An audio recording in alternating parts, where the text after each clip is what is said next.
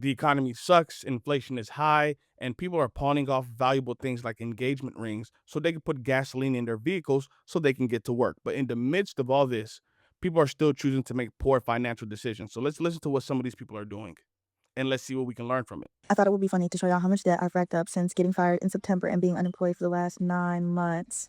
It's pretty bad. I only have 3 cards and I've maxed out majority of them. So here's one credit card.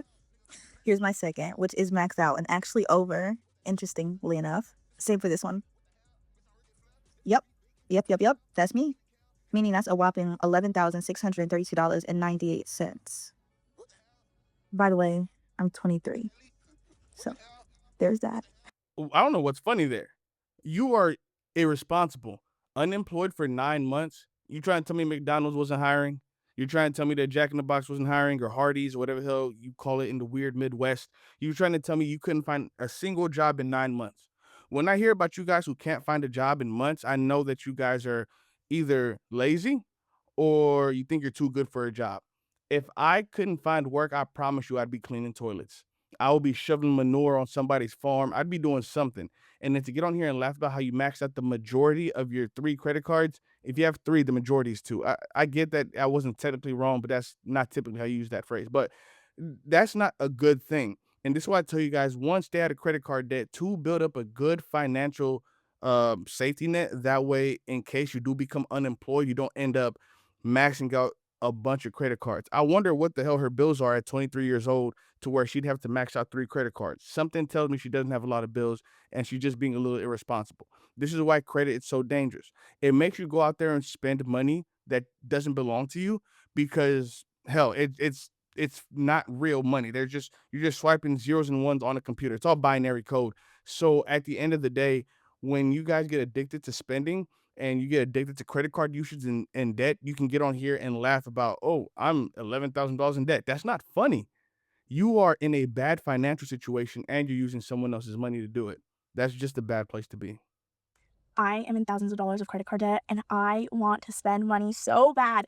The urge to spend money, like I feel like it's just something that's in me. Like I love spending money. I love buying things. I love new things. And that is the biggest struggle because all I want is to go and have a shopping spree and I want to buy a bunch of new clothes, but I'm not. I'm having self-restraint and I'm staying strong and I'm not going to buy anything, even though I really, really want to, because we have financial goals and we have credit card debt that we have to pay off and I'm not adding to it. And I'm just trying to be debt free. I at least will respect the fact that she understands that this is a bad thing, but you need to call it what it is. It's an addiction. It's an addiction to consumerism. It's an addiction to spending. We talk about addiction when it comes to like drugs, when it comes to like the adult industry, when it comes to a lot of different things. But you could be addicted to spending, and when you become addicted to spending, you just become another cog in the machine where you're doing exactly what they want you to do. You're being a consumer. You're being consumerist, and most people are not like producing anything except for you don't produce money, but you're making money just so you can spend it and give it right back to them. That's a horrible place to be because although right now she may be able to afford it, she wasn't talking about she was broke, but it's absolutely ridiculous. It's absolutely asinine. You guys are out here spending money you don't need to be spending for the sake of spending money. Just you just want to go on a shopping spree just because. That doesn't make any sense. That's the problem when people get greedy. I know a lot of you guys aren't into the Bible. We're not going to get into the Bible too much, but it does talk about the dangers of the greed, the dangers of greed of man, and how being a greed and I mean being greedy and being a glutton will be the downfall of a lot of people. Greed and gluttony aren't too different. Where gluttony is wasteful, taking more than what you need, greed is just about the same. I don't know why they're different. I know glutton people consider like gluttony when it comes to like food, people that can't stop consuming, but greed and gluttony are pretty much the exact same thing, and that's what people here are doing. They're just greedy and they're gluttonous. I'm 22 years old and I have $37,515 worth of credit debt. I also have a $7,992 student loan. I also still owe $55,829 on my car. In total, I have about $100,000 worth of debt. If you're anything like me, you haven't made any credit card payments in over 6 months. You have creditors calling you every single day, and you're feeling hopeless. But don't stress out. There's an answer to everything, and you'll get through this. I'll get through this. We'll get through this together. As of today, my credit score is a 498. So join me on this journey to pay off my debts. We'll see how high I can get my credit score. I'm also not here to give financial advice, obviously. I'd probably be the worst person for that, but if you want to watch me tackle this debt, I'll keep my TikTok updated. And yeah. I've been going How on God's green earth do you rack up $100,000 in debt at 22 years old? And only 7,000 of that is student loans, which is actually amazing. But $55,000 on what car did you buy? You must have bought a car brand new off the lot. Please tell me you didn't spend 55,000 on a new car. And it's $101,000 in debt at the age of 22. This isn't just irresponsible. This is stupid. I remember I said I was bad with money, but I was never $100,000 in debt at any point in time in my life. But this is crazy. This is the type of stuff that puts people in a hole that's almost impossible to dig themselves out of. Because before you can start investing, before you can start building wealth, you have to get rid of that debt. The only thing that kills wealth more than debt is probably divorce. So you need to get out of that debt. What I would recommend, well, let me not do that. I don't give financial advice, so don't try to sue me. But if I was in those shoes, I would get rid of that car. I would go give it back to the bank, give it back to whoever, do a voluntary forfeit. Yeah, it's gonna hurt your credit, but your credit's in the 400s right now. If it goes down to 420, 398, I mean, what's the difference there? You're still subprime and it's still terrible. You can knock off like $55,000 in debt right there just by forfeiting the car, or maybe filing bankruptcy, because then you'd have only the student loans to pay back.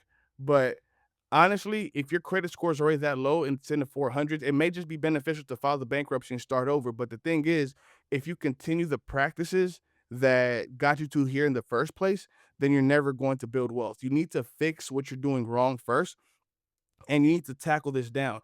If you try really hard, if this chick right here got rid of the car, right, knocked out 55,000, that would put her what, just about $60,000 in debt?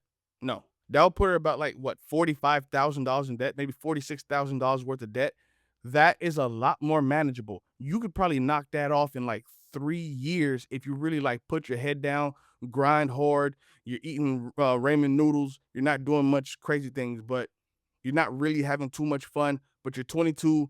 If you grind hard to you're 25, you still have a whole bunch of time to have a whole lot of fun. But being $101,000 in debt with a $55,000 car and you haven't made any payments in 6 months, my dear, you have set yourself back so far that it's even hard to begin to think about how you got yourself in this situation.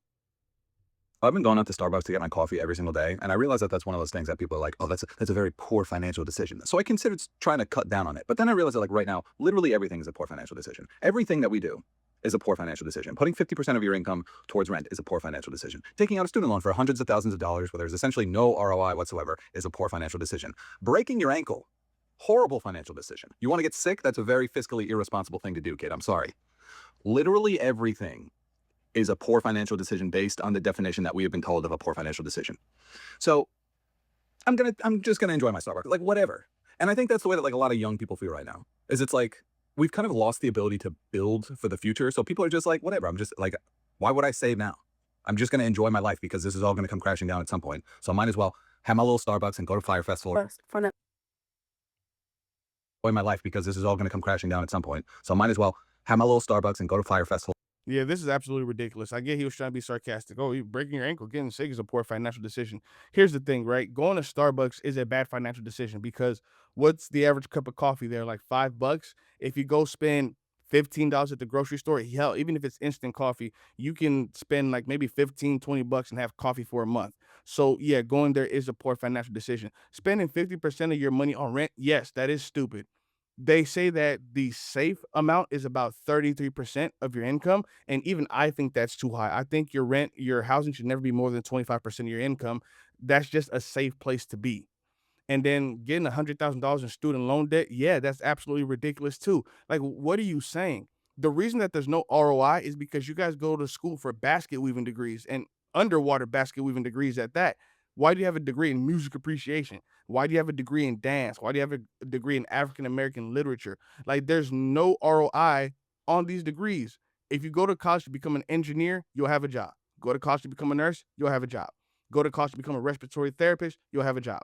There are plenty of careers out there that you can get with a college degree. However, you guys think that going to college is just about following your dreams and following your passion. No, follow the money and your passion at the exact same time. You can do both. Worst financial mistake I've ever made, financing a car. Why didn't I listen to my dad when I sold my first car that he kindly bought for me and put that money down on a deposit on a finance car? He literally said, you're more or less stuck now, unless you want to pay like a balloon payment at the end, which is like £7,000. Why did I do it? Because the irony is, that particular car got written off. Then, silly me, got this huge insurance payout and put that money down on an even more expensive car. But only me can pay their monthly payments back on my salary. I don't have a salary right now because I'm on maternity leave, which means a huge chunk of money of my maternity pay is going on a car that just sits and runs me to and from Morrison's or to my mum and dad's. And it's not even a brand new car, it's a 2018 plate, but it's costing me an absolute fortune. And I'm just so pissed off with myself. Here I am, literally, I emailed them on Monday to see if they could get me a cheaper car. Because as I've gotten older, I've realised that actually, who cares if you haven't got a flash car? 23 years old, I don't need a flash car. The worst part is I literally look back and the insurance payout that I got could have been like a 5% house deposit. But here we are renting. Honestly, I wish that my dad could control my bank account. It actually makes me feel sick. I could be in such a different position right now. Thank God I paid extra for gap insurance because it literally paid off my finance for the car that got written off, and then I just got the remaining lump sum back. And I still look at it now and I'm like, why? Why did I use that money to get another car on finance, an expensive car on finance?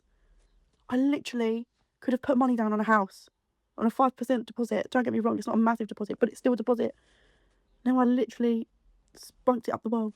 Anyone else feel me? Because it's just the worst fucking thing I ever did. I know people say have no See, I'm going to partially blame social media because it probably convinced you that you needed that nice car. And I'm going to blame consumerism because it partially convinced you that you needed to buy the most car, the flashiest car you can get. But this is 1,000% your fault. You had wise guidance. You had your father telling you, like, yo, just buy a car outright. And then you got, I'm not going to say lucky because I don't know why that car got written off. You probably got into a wreck. I'm glad that you're healthy. But you decided that, hey, you got to pay out. And it could have been 5% on a house. That means you were in the tens of thousands of dollars when it came to that payout. And you decided to get an even more expensive car. What is wrong with you people? This is the dangers of being online too much, chronically online, chronically being advertised to, chronically looking at other people's lifestyles, comparing yourself to it, and not living a life of freedom, fun, and adventure. I tell you guys all the time, emancipate yourselves from this nonsense. That's why the name of the channel is Emancipation. Please subscribe below. But I'm trying to get you guys to understand and to see what other people are going through so we can potentially learn from what they're going through so you cannot make the same mistakes. You can live a life of freedom, fun, and adventure and not have to do dumb things like get a payout for a car that you shouldn't have had in the first place and then get an even more expensive car when you could have put a down payment down on the house, which I don't recommend. You could have just thrown all that money into the stock market and then bought a car outright. Like, it makes no sense. I know people say have no regrets, but I do. So let's talk about some of my biggest financial regrets in my early 20s. Number one is cashing out my 401k after I left every job. Now, your girl has 16 jobs. I know that's a lot. But ultimately, had I rolled my 401k over, I would have been set by now. I would have had so much money stashed up for retirement. I'm just kind of mad about that. If I could go back in time, I would not do that. Speaking of jobs, number two is I wish I didn't stay at my job for more than 2 years, especially at that time. Now, I recognize that the economy is a little bit different now and it's harder to find a job. But back then, I was getting jobs left and right. So I hate that I stayed at such a low paying job for so long. That was kind of like a waste of years. Or at least not try to move into a different position that paid more. I do agree with the people who say leave your job every 2 years, unless you're like advancing at your company. Anyways, number three, and this is going to shock some people, but buying cash cars. I regret doing that, especially when I was broke. Now, if you got a couple thousand on standby to where if something happens to the car, you could just up and fix it, or you have enough money to get a quality higher end car, that's different. Me, as a broke 20-something-year-old, I couldn't afford anything but a 2000 Chevy Cavalier. And I ended up buying 4 more cars after that because that car broke down. And then another one would break down because of transmission. I feel like cash cars are kind of a waste. And when I finally broke and bought my 2016 Honda Civic, that was the best decision I ever made. My payment at the time was $300. That was different times. But that car is still driving to this day. And I feel like, in a way, quality cars are an investment. Just don't go over budget. But yeah, those are my top 3. regrets. This one is a little deep to unpack, but first and foremost, you did not make a mistake buying cash cars. You made a mistake buying the wrong cash cars. You don't want to buy junk cash cars. That's absolutely ridiculous. Now, the whole thing about pulling out your 401k when you could have rolled it over, I understand that. I don't know what kind of position. Let me not say I don't know entirely. I know about this girl a little bit. Like I haven't watched this whole video, but I know her YouTube channel used to be called The Upgrade. I don't know if it's still called that, but she talks about her life and financial decisions that she's made. She's actually pretty good with money, regardless of what you see on this video right here. And she's actually really good with money. Now, I don't think she made a mistake buying cash cars. Maybe the cars that she purchased were not the best. And back then, buying a new car was a lot cheaper than what it is now. She says she still drives that car today. So for her, that made sense. For a lot of people, it does not make sense. Now, the whole thing about changing jobs every 2 years, for people that are in corporate America or in the tech industry, I've heard that that's a thing. It's not necessarily always important to do that. Remember, she said these are her regrets. Okay. So that she's talking about her personal life. So that doesn't mean that I'm criticizing everybody that does this. I'm not telling you not to do it. And I'm not saying that she's wrong for doing that, I should say. What I'm saying is that's really job dependent. I've been working at the same place for like almost 8 years now, and I make a good amount of money. And I'm not necessarily moving up where I work yet. I might decide to do so, but I don't really want to promote because sometimes with more responsibility comes a lot more problems. And plus, I really don't want to work with management. I don't like supervisors. I don't like management. I don't really like them at all. I like staying at the level where I'm at because I have a lot of freedom. The only reason I promote is to get rid of one level of BS above me. There are a few layers of BS above me. If I can get rid of one or two of them, that would make me want to promote. I really ruined myself financially in my 20s. Here's why. In my 20s, I had, oh God, do I have some poke bowl sauce on my beard? Anyways, in my 20s, I really had no concept of personal finance. I thought that my main goal was to increase my salary and I would be okay. Needless to say, I was a bit of a dumbass. There was a point, I think in my 20s, my savings, like my total savings. Luckily, I was good with contributing to my 401k because my mom kept getting on my case about it. I was like, oh, fine, fuck it, I'll put money into my 401k. But that was actually really good because that was one good financial habit that I did do. But my savings rate, what I'm trying to get to is my savings account, and I'm just going to blabbering at this point. It never exceeded around, I would say, $12,000 because I would usually spend it. And I had no concept, I had no long-term vision of what do I want to be. So long story short is I had savings, my career was going up, I made more money. But my spending also went up. So this is mistake number 2 is lifestyle creep. Mistake number 1 is not actually saving enough money or just keeping my savings as set amount. So by the time I became 27, I wanted to start my own business because I was tired of corporate America. I wanted to be free, all this shit. I actually ended up at 44K in debt. And then from 2019, now I'm in my 30s, right? I spent around 2 years just paying off that debt. So that's mistake number 3, if I'm counting correctly. It's getting into heavy, heavy debt. And to this day, like my net worth is, I'm not going to reveal it on this channel or on this account, but I'm definitely a few $100,000 below what it could have been had I been a lot more smart in my 20s. Like I'm not going to cry over not investing and buying Bitcoin when it was a few $100s each or $1,000 each, like in 2016 or 2015. But I will say that I made a lot of dumb financial mistakes in my 20s. Luckily, the good thing that I did do was I did max out my 401k, which has had pretty good returns at this moment. You never know. But at least I did that right. But to really recap, I got into heavy debt. I didn't save past a certain fixed amount. I also had lifestyle creep. These are 3 things that I would say if you're younger or even right now, if you're in your 30s or 40s, don't fall into that trap because you could be actually giving up hundreds of thousands of dollars down the road. So learn from my mistakes. Sometimes, honestly, I just feel this pressure in life because I'm not where I want to be financially. That's more of a mindset thing. But I would also say in my 20s, I did kind of mess up a little bit and you'll learn from my mistakes and don't repeat them, and you will be in a much better financial position in your 30s versus where I am right now. I 1000% agree with everything that he said. Lifestyle creep is a real thing, and it goes back to that consumerist mindset. People get more, they want to spend more. You end up right in the same place that you were at. Now, he said he never had more than $12,000 in a savings account. Brother, let me tell you something. You are above a large, large portion of Americans. I think they say most people can't even handle like a $1,000 emergency. Like that would break a lot of people financially. So the fact that you did that wasn't bad. Contributing to a 401k, I think was an amazing thing to do. Maybe I probably would have gone the stock market route, which is the route I'm going right now. So yeah, so that wasn't a bad thing. It's good that your mother told you to put money into your 401k. It's good that you've been growing that over time, and I'm so happy for you that you did that. And yeah, man, like a lot of people, we make a lot of mistakes, and a lot of it is based on the environment around us. We are told that we need to live larger, live better, have more of this, more of that. And I don't necessarily want people to be complacent, but there is a certain amount of content that you need to have. You need to be content in your life a little bit. Like if you don't need more, don't get more. And if you do choose to get more, make sure that your lifestyle can stay the same.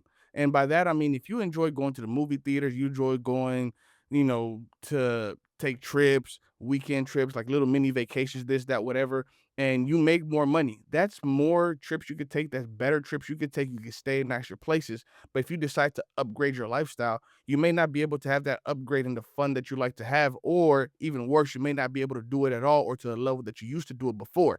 I like to talk about living a life of freedom, fun, and adventure. And when you make more money, it opens that up for you. However, if you choose to upgrade your lifestyle, then you're just putting yourself deeper in that consumerist hole. So try to emancipate yourself from this mental slavery and try to live a life that's a lot easier. Thankfully, he listened to his mother. He put money in his 401k. But that whole entrepreneurship nonsense, let me not say nonsense, but entrepreneurship has been way too glamorized. It's been romanticized. Entrepreneurship is tough. Most businesses fail. It is not an easy thing to do, especially if you get into debt to do it. I don't think that's a good thing to do. I don't think you should take out any money to start a business. You should make your business or start your business with whatever money you have. And then as your business starts to grow, when things come about where you need to make big decisions for your business that you cannot handle financially, but your business does bring in revenue and the revenue from the business can take care of the debt, that's when I would recommend um, you know, taking out debt to start that business. Not to start that business, but to help fund certain aspects of the business. Them, and you will be in a much better financial position in your 30s versus where I am right now. I'm just gonna be real. And I have $400 in my savings. I've been living back at home for 2.5 years. I don't know how that's happening, where the money's going. Actually, yes, I do know. It's going out to like groceries, it's going to student loan payments, and it's going to paying off my credit cards, which I use all the time. And then I'm like, oh my God, it's time to pay the bill. So then I need to pay whatever money that I get paid, the little amount that I get paid while serving. I need to put that towards my credit cards. So, and then I was taking like trips last year because I was like, YOLO, like, why not just live it up now? Because I'm never going to be living at my parents again. And it's like, here I am still. But now my finances are. So can we just be real about it? Like, does everyone have a big savings? Because I am so embarrassed. It's like embarrassing because that also gives me so much anxiety because I'm like, wow, at this rate, I'm never going to afford anything. I'm never going to afford living my dream life. Like, who do I think I am? Then the Delulu is like, money comes and goes. The more you put out, the more comes back. And it's like, I'm still waiting for it to return to me. But anyway, I'm this close to spending that last $400 on a one-way ticket to Europe. It's Valentine's Day. I don't have a Valentine. I'll be my own Valentine and gift me the best gift. No, but how does the money, like, I'm looking back, I'm like, how do I only have that much money to my name? I never have to worry about getting robbed, I guess. I don't know, but I think that's the thing that like humbles me so much is looking at my bank account. It's like, yes, I have all these dreams and goals, but when I look at my bank account, I'm like, okay, pause. And then I get so scared. My biggest fear isn't dying. My biggest fear is actually just like running out of time and croaking before I get to actually experience the life I want to experience, before I actually get the finances in order to experience what I want to experience. But then I know people are like, you don't always need money to do what you want to do. Like, you can do things on a budget. You can travel on a budget. It's like, okay, true. But like, I think you need a little more than $400. I feel like we're just always given so much different info. It's like money comes and goes, it flows, money's energy. The more you put out, the more you get back. And then it's like, you really don't need that much money to do what you want to do. Travel on a budget. And it's like, okay, but how are you traveling on a budget? And like, is it really a budget? Like, are you talking $400 in your account budget, or like you need more, you know? And I'm also the type of person that has no patience. So I have no patience for my money to get up before I take the leap doing things that I want to do. I'm just constantly humbled. Like $400 in a bank account. And the fact that I'm putting it out there, but like someone, like, can anyone relate? Also, I'm 21 plus 7 years old. I think I should probably get a grip on my finances, but also in the same breath, I'm like, where's it going to go when I croak anyway, you know?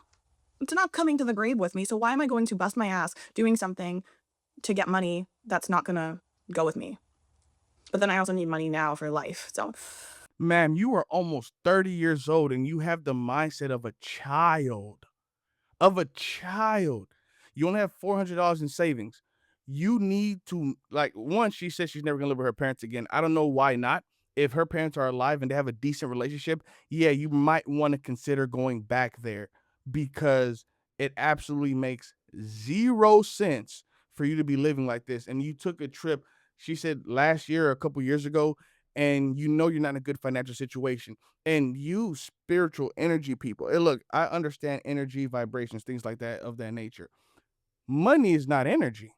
Saying that the more it goes out, the more it comes in, money flows. That's not how that works at all.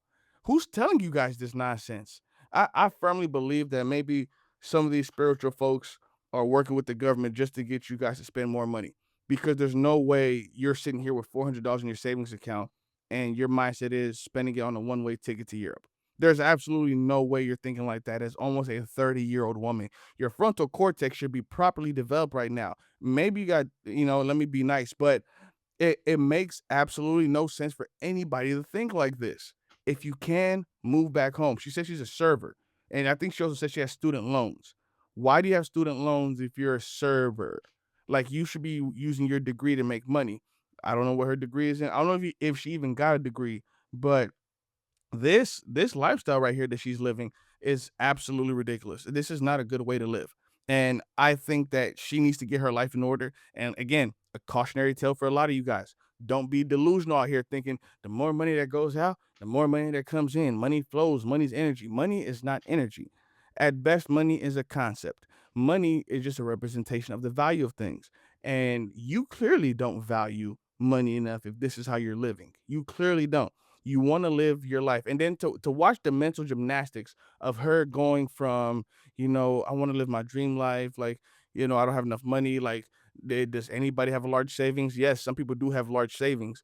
And then to watch her flip it to, it doesn't come to me anyway. If I die, who's going to get it anyway? Might as well just live my life right now. Now, where I will agree with her, I should say, is that you should be living your life right now.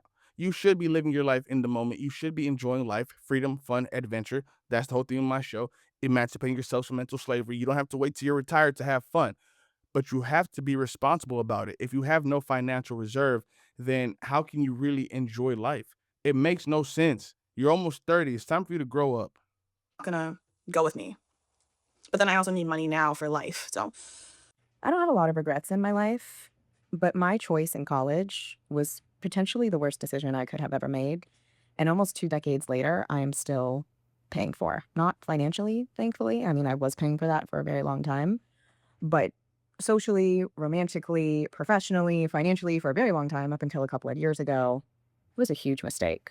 And if there's any one decision in my life I could have done differently, it would have been not attending the school that I went to. And I would never tell young people to not go to college. I still think college is very important, but I do think the choice in school that you make is incredibly important. Or if you get somewhere and it is not serving you, baby, transfer, leave.